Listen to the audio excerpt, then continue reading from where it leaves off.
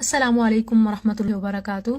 میری خوش نصیبی کہ آج میرے ساتھ دور حاضر کے محدث اور محقق فضیلت الشیخ عبداللہ ناصر رحمانی صاحب موجود ہیں۔ استاد محترم، آپ کا بے حد شکریہ کہ آپ نے اپنے قیمتی وقت سے مجھے ٹائم دیا۔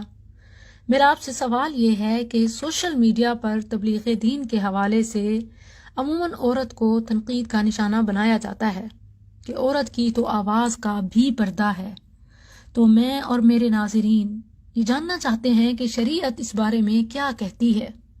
ایز اے داعیہ میڈیا پر کام کرنے کے حوالے سے آپ مجھے کیا نصیحت کریں گے؟ کیا عورتیں من وراء حجاب با پردہ اپنے گھروں سے ٹیکنالوجی کا استعمال کرتے ہوئے ملینز لوگوں تک دین کا پیغام پہنچائیں، خصوصاً ان حالات میں جب گھروں سے نکلنا خطرے سے خالی نہیں؟ کئی طرح کے فتنے ہیں، جبکہ اسمارٹ فونز بھی ہر کسی کے ہاتھ میں ہیں، تو گھر بیٹھے بیٹھے با پردہ عورت کا تبلیغ کرنا۔ الحمدللہ والصلاة والسلام علی رسول اللہ وبعد۔ اس میں کوئی شک نہیں ہے کہ دعوت دین ایک ایسا فریضہ ہے جو مردوں پر بھی اور عورتوں پر بھی ہے۔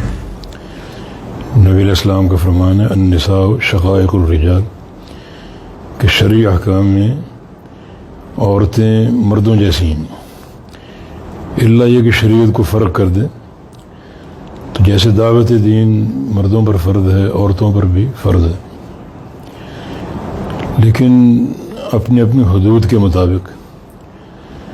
ہمارے لیے سب سے بہترین نمونہ ہماری ماں سیدہ عائشہ صدیقہ رضی اللہ عنہا، جن کا حجرہ ایک دعوت سینٹر تھا اور ایک تعلیم گاہ تھی۔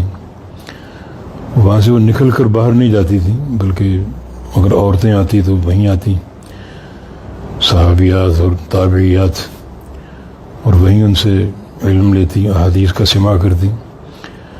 اور اگر مرد آتے تو وہیں آتے اور وہ پردے کے پیچھے یا باہر سے سوال کرتے اور جواب لیتے۔ تو اس طرح ایک وہ پورے وقار کے ساتھ ایک دعوتی سینٹر بھی تھا، اور ایک ایسا ادارہ مدرسہ جس نے بڑا علم پھیلایا۔ تقریباً 2000 حدیثیں ام المومنین سے مروی ہیں، اور یہ ساری وہیں سے برآمد ہوئیں اور وہیں سے لوگوں نے سنی اور آگے ان کو نقل کیا۔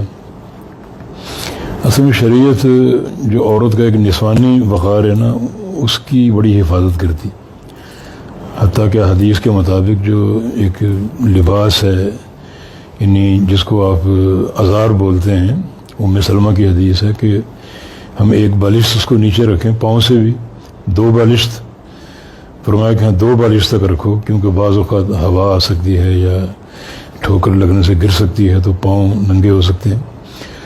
تو جو عورت اتنا ایک نسوانی وقار، یعنی شریعت اس کا لحاظ رکھتی ہے کہ پاؤں تک کوئی نہ دیکھے، حتیٰ کہ جو جھنکار ہے، جو پاؤں کا زیور، اس کو بھی فرمایا کہ پاؤں یعنی پٹخ کرنا چلو، تاکہ وہ جو ایک زیور آپ نے پاؤں میں پہنا ہے وہ بھی آواز لوگوں تک نہ جائے۔